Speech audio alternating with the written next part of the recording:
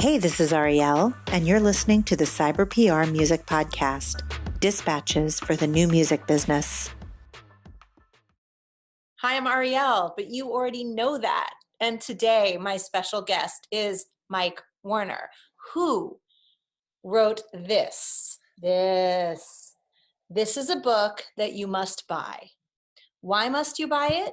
Because no one knows what the hell they're doing on Spotify. And Mike wrote one of the best guides. Actually, it's the best guide that I've read. And in the pre-call, we talked about how simple this book is, but yet very complicated. So welcome, Mike. It's so great to have you here. Wow, with an introduction like that, Ariel, should we just end this now? Just end on a high note? That was amazing. No, we can't because I wrote this many questions. So no, you're here. You're staying here.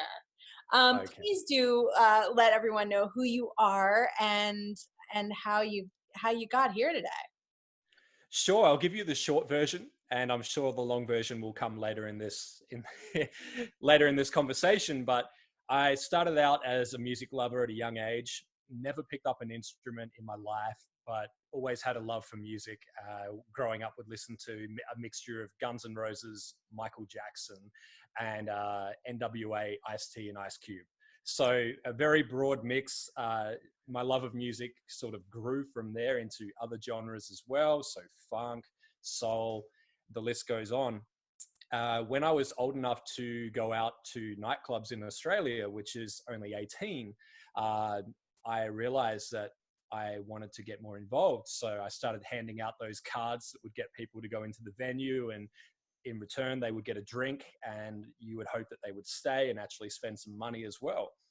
From there, I wanted to do more. So I started talking to the DJs and the MCs. And then I did a course called DJ MC Boot Camp, which is not as intense as it sounds. It was 5 hours per day on 2 days in a 5-star hotel, learning how to beat match and talk on a microphone. But that gave me the basics that I needed to get out. So then I started DJing and MCing as well. So getting on the microphone and talking and amping the crowd up. From there, I went into production years later. I wanted to start creating music as well. I was never the best producer, but I always had good ideas. So I realized how important collaboration was and started creating music with 2 friends. And we created our own electronic group called Date Night. And as a result of that, we've now put out 1 album. We've got probably about 25 tracks online currently. And when we started releasing music together as Date Night, we decided to go independent.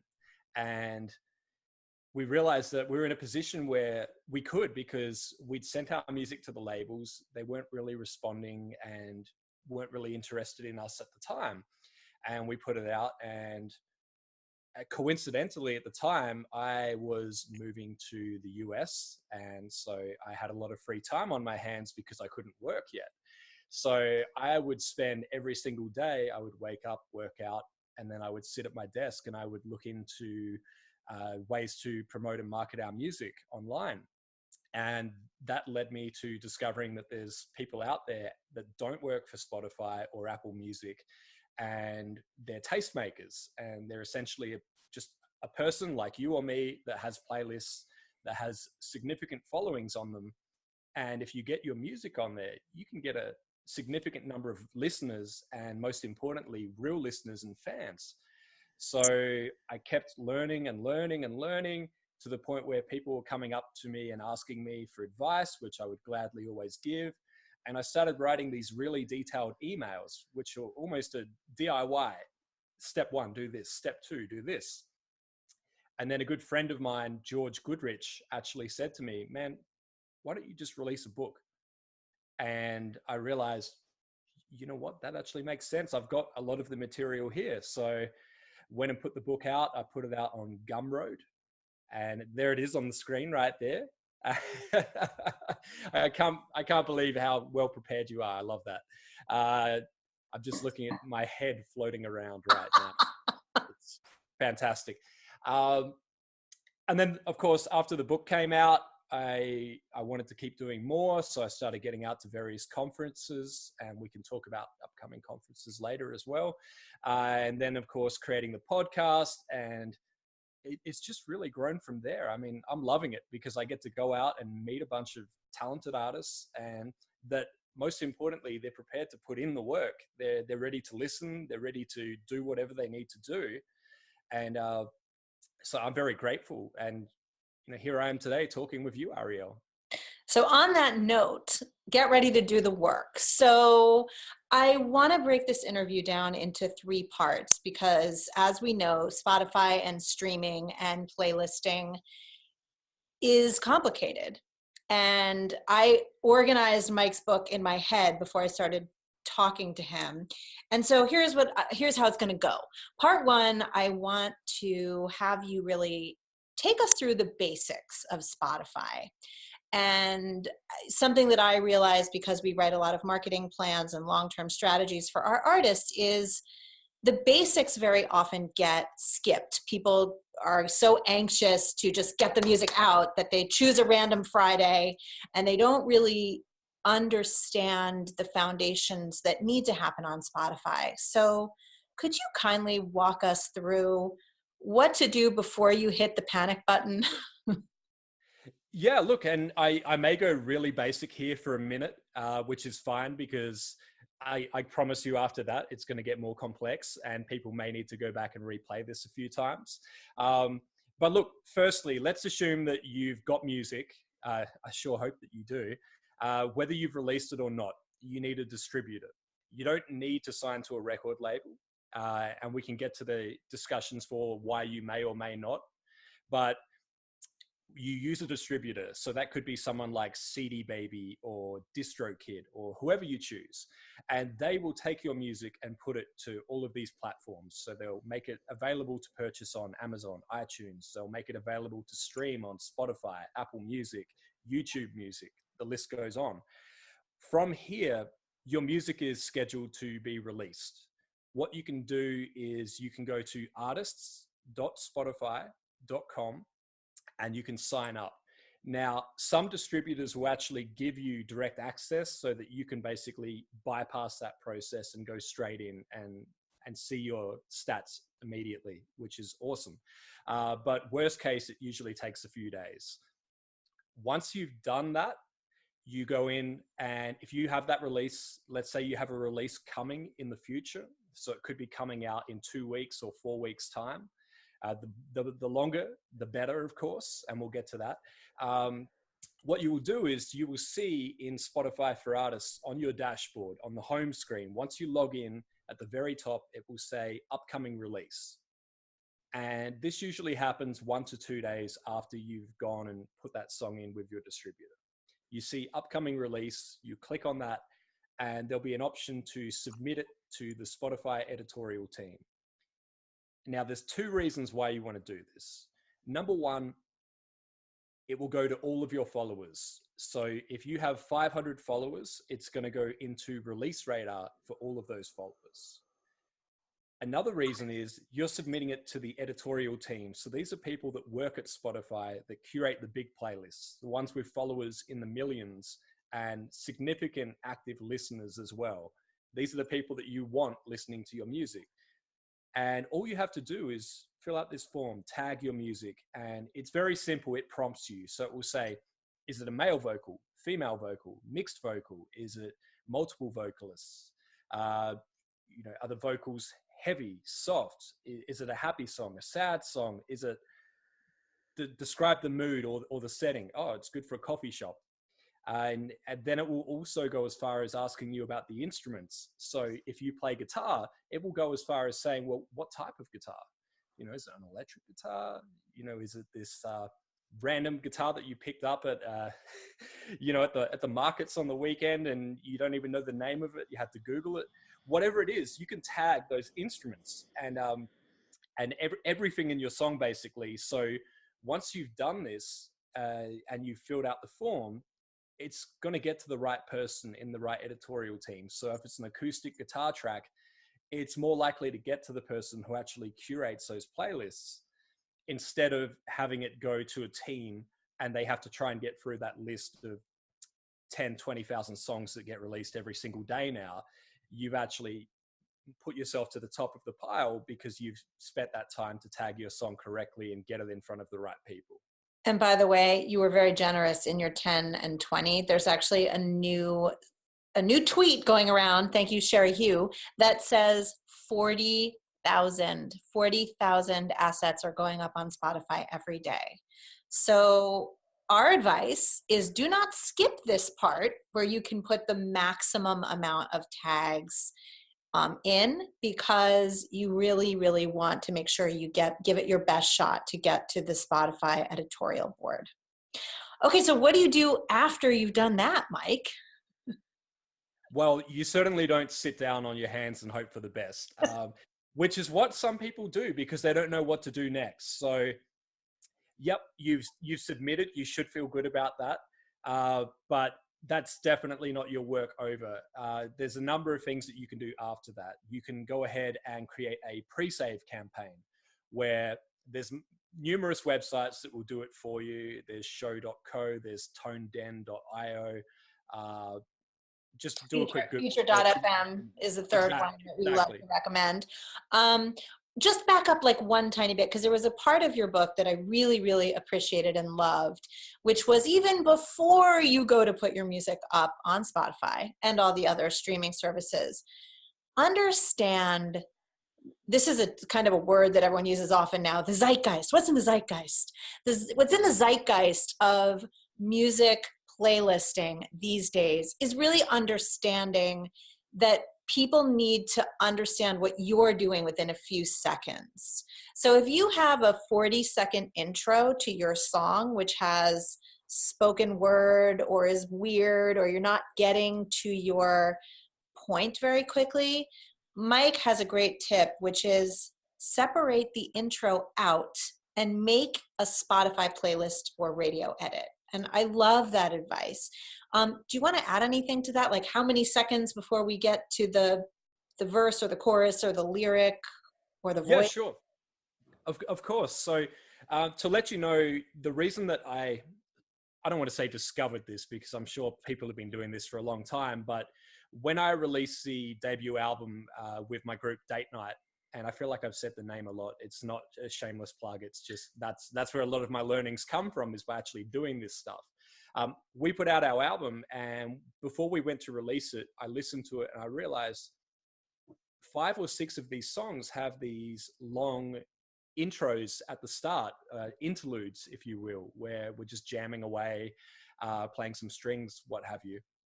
And so I said, well, these are too beautiful to take out. And for people that listen to the album start to finish, they're really going to enjoy this. But if you put this song in a playlist with this 45-second long intro, people are going to tune out and lose interest and go to the next track. So I said, why don't we separate it into another track? So what happens is on the album, track 2 is an interlude. The next track is the actual song. So the best thing that can happen is people can listen to the interlude and followed by the song, and that's 2 streams because they're treated as 2 separate tracks. The worst thing that can happen is they skip it and go straight to the song. And the other part of this is when people put those songs in the playlists, they're looking for songs that get to the point pretty quickly because they know that people will lose interest in that song and in turn lose interest in that playlist and go somewhere else. So that's why we made sure that the songs, when they started, it was very playlist friendly. There was no rollover from the previous track that wouldn't make sense. There was no talking at the end of the song or anything like that. And that really worked in our favor as far as placement as well, because there's no way that Spotify can come back to you and say, hey, we really like your song, but can you cut out that minute of talking at the end so we can put it in this playlist? No one's going to do that. No one's going to come to you and ask you to change that because that was your creative decision. And again, for those of you that are sitting here rolling your eyes at us, this is not about compromising your artistic integrity. This is just about, if you want to play the game, hate the game, not the player, right? So this is about, if you do want to be viable in Spotify playlists, this is a suggestion. So moving on, We were talking about pre-saving and the necessity of creating a pre-save campaign. So Tone Den, we talked about Feature FM, and then for the CD babies out there, Showco is their platform. And tell us about a pre-save campaign. What are we doing? Sure. So the way that I describe it is it's similar to CDs. Remember CDs back in the day. So you would go into your record store, your music store, and you would pre-order a CD, an album that was coming out in 2 weeks' time. You would put your name down, and that way you would be guaranteed you would go in there on release day, you would pick it up, you would have it, you could listen. That translated into pre-saves or pre-orders online as well. So what you've got in Spotify and Apple Music, there's pre-saves and pre-ads. And what it basically means is on release day, that song is going to be saved and stored into your library. So it's immediately there on release day. And if you set your library to automatically save offline so that you can listen when you're going for a run where you don't have any data or things like that, that song is just there, stored in your device. You can listen to it and add your set. So what people are doing is running these campaigns and encouraging their fans and their followers to go and pre-save their song or their album. But what else is happening in that process is they're also capturing you as a follower. So that way, even if you miss the fact that you've saved that release into your library, you're still going to hit their release radar. And it's going to keep you as a follower long term as well, of course. And other things that they're starting to do in these is they'll actually ask you for your email address as well. And then they've captured you in that way. So even if that person decides to start using a new streaming service in future, or they take a break from streaming services in general, you've got their email, you've got another way that you can reach them. You can start to get more information about who that person is, perhaps where they're based, so that you can start targeting email campaigns to them if you're performing in their city. So you're really capturing a bunch of information there. And so what this is, another word for this is gating. Gating. And if you study any type of marketing platform, you will hear this. And you can gate anything, right? You can gate a music video, for example, using Showco or any of these platforms. And it basically means that on the day the video is released, or in a pre-roll before that, a few days leading up to it, please come and check out my video. You have to subscribe to the channel to do so. So you're putting a little gateway between you and your fan to take an action. But we're talking about pre-saves. I actually today got a text from one of my favorite artists and clients here at Cyber PR, and it was wonderful. He just sent a little text saying, I have a new release tomorrow. Would you mind saving? And it's so simple. There's a little graphic of what it looks like. And it took me 3 seconds. I just pressed the link right from my mobile phone. And I guarantee you that Eli Lev is spending most of today texting everyone he knows, because that's the kind of artist he is. So this is a great way, and you can do this on email. Mike talks a lot in the book about how to promote pre-saves across your social channels. Of course, you want to put it on Facebook and make a tile and put it on Instagram and add it to a story. And it is your job to get the maximum amount of people pre-saving, which I guess you've just explained also means following. So a pre-save also equals a follow for the next iteration of your next track. Is that right? Yeah, that's correct. So you've captured them ongoing as well. So that's great. So every single that you put out is an opportunity to get people to come and follow. Wunderbar. Okay, so Spotify basics. I think, okay, so we've got pre-save, we've got follow. I do notice a lot of times people don't take the maximum amount of bio real estate, and they don't put a lot of photographs or links. I would highly encourage you that while you're setting up your Spotify profile, even go back, make sure you have attractive photos, and I think you're allowed to put 5 or 6 photos. It's actually in the hundreds now. They've opened up the limit. Yeah. Okay, so put a minimum of 100 photos. No, put a lot of photos. Okay, and you think about it. Look at your Instagram, the selfies that are performing well, album artwork, you performing, go and curate some photos, because you have to remember, a lot of times people that are finding you on Spotify might not actually know who you are. They don't know about your Instagram feed. They might not get to your website. So this is a great way of taking them on what us nerdy marketers call a customer journey.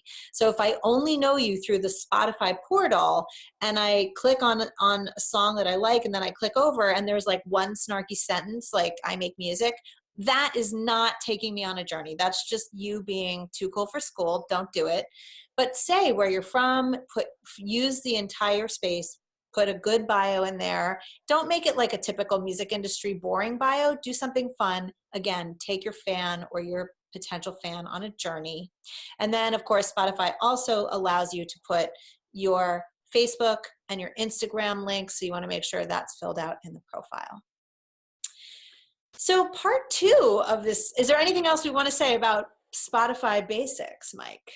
Yeah, absolutely. So Okay. I'm glad you mentioned social media, because when I find a song by an artist I like on Spotify, I go immediately to their profile and hit follow. And then I go to about, and I look for opportunities where I can help them, because I'm a fan. So I'm invested in that artist now. I care about them.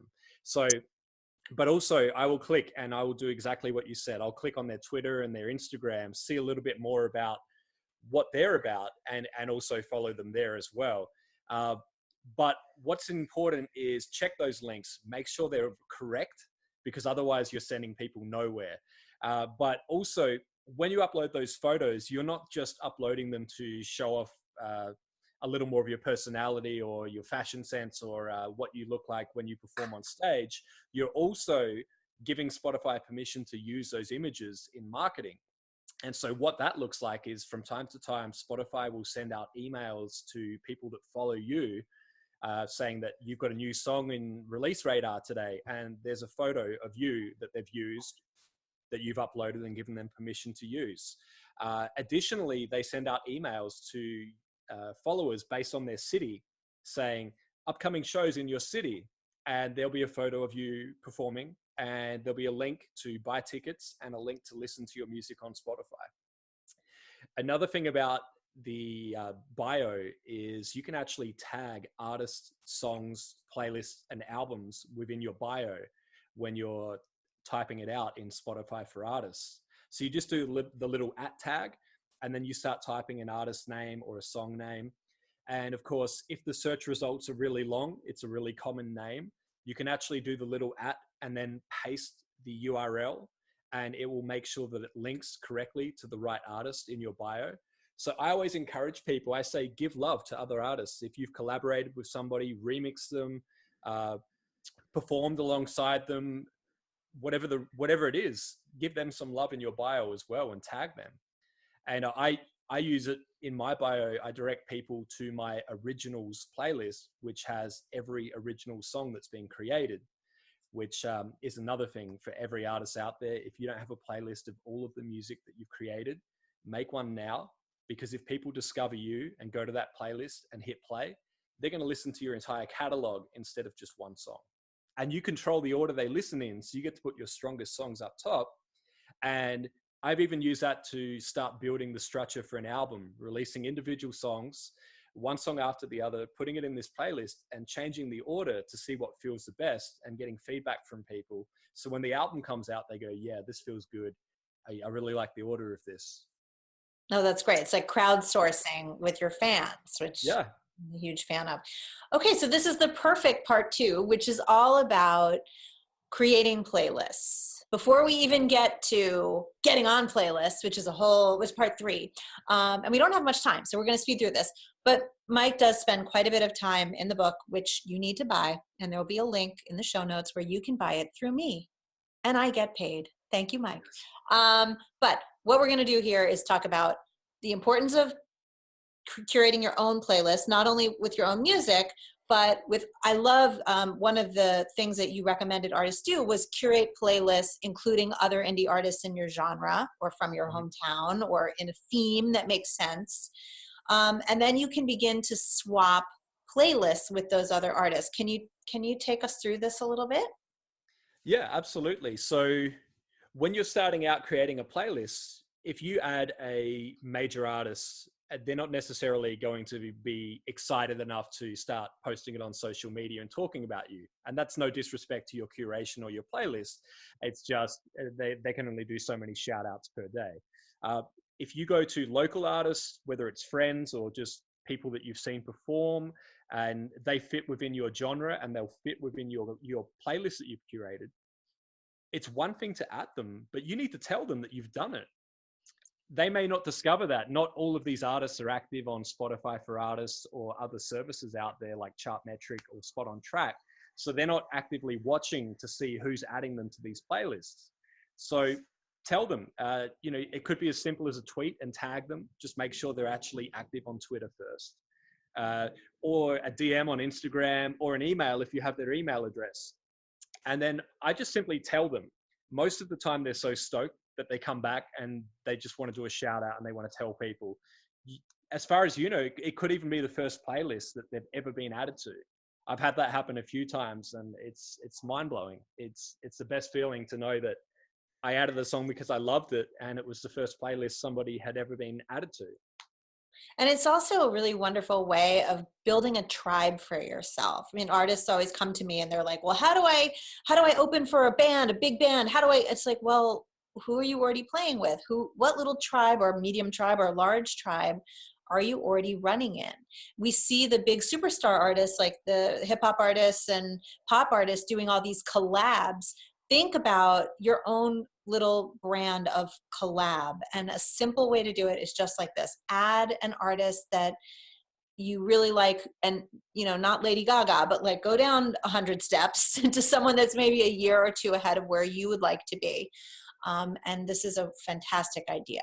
And so the idea here is get everyone in the community that's included on these playlists that you've curated and thought out, resharing and retweeting and posting on the different social channels. Very cool. Okay, so that's playlists. How many playlists should one artist have on Spotify? I seem to feel like I read conflicting information about this. Well, the way I put it is, unless you're trying to become known as a curator, then I would keep it minimal. So yes, the artist playlist with all of your original music is essential. And yes, one other playlist where you add songs that are from artists that have a similar sound to you or a similar vibe, or they inspire you. Outside of that, there's no real expectation to create more playlists unless you want to. So what I've seen artists do is they might create a playlist of their live set. And so what that could mean is, here's what I played at my show this week. So then everyone can go online and listen to those songs. They didn't necessarily go and record the set and upload it or anything like that, but all of those songs were already released. So they just put it in a separate playlist. And then that playlist, they may change whenever they have other shows coming up. And then they use that as a way to promote what they're going to play at their shows and interact with their fans and get feedback about, hey, this is what we're playing in the live show. How do you feel about this? Is there anything we should add? Anything we should swap out? But outside of that, I mean, if you want to create more playlists, by all means, but just only if you're actually enjoying doing it. I feel once you've got those essential playlists, you're good. You can go back to creating music and then just go back and check in on your playlists every now and then. I mean, the originals playlist, you just need to drag a new track in whenever it's live. And the other playlists, if you keep it manageable, I always suggest anywhere between 40 to 100 songs. 40 is roughly 2 to 3 hours long, and that's long enough for people to get in, get hooked, and enjoy it, and potentially want more. 100, if you just can't get that number down, that's fine. But just keep the curation tight. Actually, I always suggest listening to the playlist on shuffle as well as start to finish, because you want to make sure that the experience is great for the listener, no matter how they listen to that. And of course, if they're not on the premium subscription of Spotify, it's probably going to be shuffling it for them anyway. So just see how your playlist sounds by putting it on shuffle, and you may realize there's actually a few songs in there that sound really out of place. And then you may decide, you may make the creative decision just to pull those out. Or switch them out, same artist, different track. Exactly. Cool. Okay, part 3. How the hell do I get on playlists, Mike? How do I do it? I mean, you've already talked, of course, about Spotify curators, but of course, there is a huge trend in the industry at this very moment of we've all been told that playlists are the new radio and playlists are going to save the industry and playlists are the only way you're going to make money. And I think there's a little bit of anxiety around getting included on the maximum amount of playlists. So should I just go to Google and Google get me on playlists and hire the first company that pops up? Definitely not without doing your research first. Um, everyone now, it's gotten to the point where they've realized, okay, I can game this system. I can take money from people and give something in return, but it's not necessarily good. So, and what we mean by that is you go and you pay somebody, let's say $500 to promote your song or market it to playlist curators. And then what happens is 2 weeks later, you look and you're on 5 playlists and you've got 10 monthly listeners and maybe 15 streams. And you go, okay, I don't think anyone was actually listening to those playlists, and I am down $500, and this person has a Gmail address and I can't reach them anymore. So in saying that, there are companies out there that do this and do a good job of it. And there are people out there that are actually doing some really good work. And of course, with anything in the industry, they're going to cost you a lot of money. So I'm always careful to recommend anyone because it can change so quickly. So what I would suggest is do your research. And what that means is if they only have a Gmail address or a Hotmail address, not picking on Gmail in particular. Or their name is not on the website, or they say something like, we're industry veterans. Really? Are you sure? Yeah. Do your homework. Google will tell you so much. And also for any of you that are in Facebook groups or forums, or for my ladies that are in Women in Music, just posting and on the group and saying, hey, has anyone heard of this company? Can you please share with me off list what your experience is? This is a great way of vetting. And I know there's also a kind of a gray area. And I have seen in my research companies that are like guaranteeing X amount of plays. Don't do this. Don't do this. This is very, very bad. And the reason why is they're gaming the system somehow. These are not real plays, just sort of like when you pay for fake Facebook fans. They're not real fans. We all know that, right? It's 2019. We know that. So please do stay away from that. Resist the urge. I know when you see that negative 1,000 next to your newly posted song, it's painful.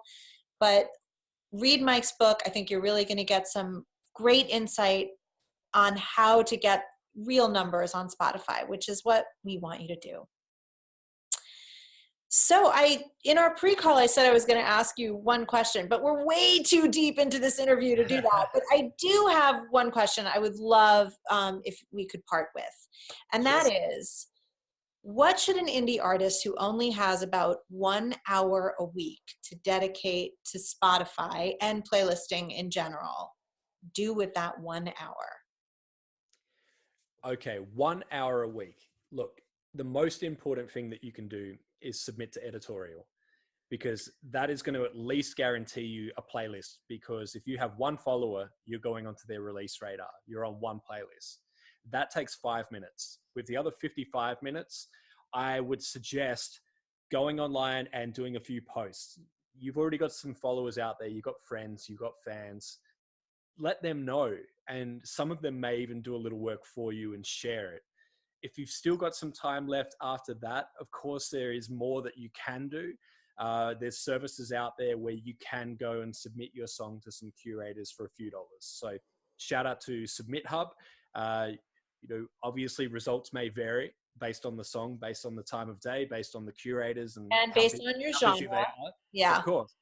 But you can submit for free on there, and some of them you can pay $2, $5 to get them to listen within 48 hours and at least give you some feedback. There are other services out there that cost more, but if you're new and you haven't necessarily started making money from streaming yet, I wouldn't suggest going out, taking out a loan, getting a credit card and using these services. I always look at it and I go, I'm willing to take a risk. And when I try one of these services, that one of the legit services I should mention. So I would say once you've started to make some revenue from streaming, put it aside and then use a portion of that and invest it into marketing. But until then, I wouldn't suggest going and spending $500 or $1,000 trying one of these services. And make sure that you do your research once again. I can't say that enough. Don't go looking at someone who doesn't give you their details. Go on LinkedIn, Facebook, start asking people. Surely you've got at least one mutual contact if you know anyone in this industry, and just start asking before you actually give them any money. Fabuloso. Thank you so much. I would say take 20 minutes a week, read the book. Links will be all over this blog post, everything that Mike has mentioned so generously, plus a link to his book, plus a link to some of my how-to articles on how to run a Spotify pre-save, etc. Thank you so much for your time today. I deeply appreciate all of your insight and helping to fight the fight for all indie artists out there. We are delighted to have you in our tribe. Thank you, Ariel.